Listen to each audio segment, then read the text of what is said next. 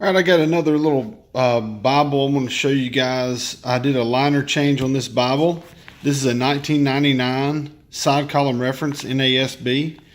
Some of the best paper. If you're not going to have a Judge, the O2, then this is probably the next best thing you can get as far as quality of paper. The only hitch is that they came in this genuine leather. Now this leather's a great leather. But it's a paste down with paper paste down. So I've done several of these with the 99. I would replace the paper liner with a leather, and that makes this Bible just a whole different, has a whole different feel once you replace the liner. So this is a burgundy, obviously with the gold stamping on the spine and the gold gilding. I used a burgundy deerskin. And it's just really nicely done. I put what's called an Oxford tube in the spine and did a fully glued spine so that the spine will still flex, but the entire spine is connected to all the way around that Oxford tube. So it's a much stronger binding.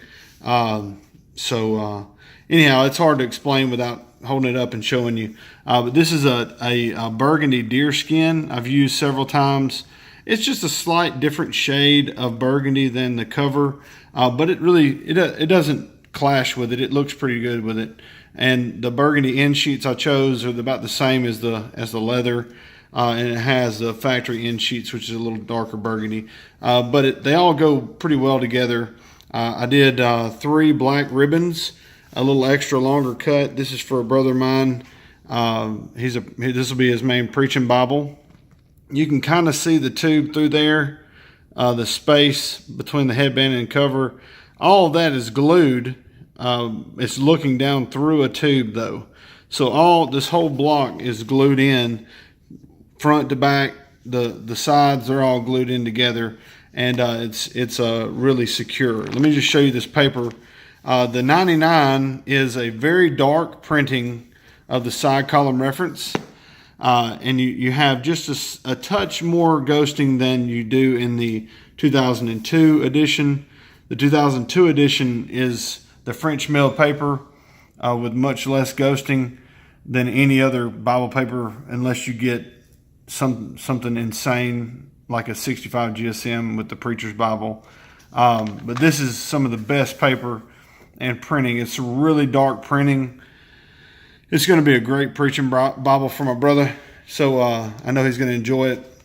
I'll show you the back. The back's the same as the front. You have the burgundy end sheet, the burgundy leather that replaced the paper liner, and this is super floppy now, like really floppy, where it had a stiffness to it, that you would have from a paper paste down. So anyway, that's really all I can show you on it. There's nothing much else to it. I wish I could show you the level of work that went into the spine and aligning the cover, but it's done. I can't really. It's hard to show that once it's already put together, but it's a labor of love, and it ended up really nicely done. So I think this is probably one of the best projects you can do.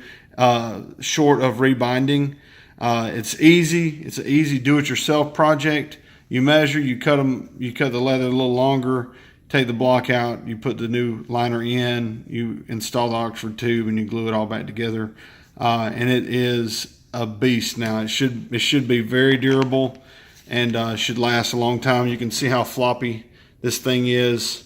It is floppy. So, and this is a big Bible. So I know it's going to be great for my buddy. He's going to be preaching from it. So anyway, that's the 99 side column reference with the liner change, and that's really all I can show you on it. I installed the 3 ribbons, reinforced the block, all that good stuff too, while I had the block out. So hopefully it'll last him a long time. Anyway, thank you guys for watching.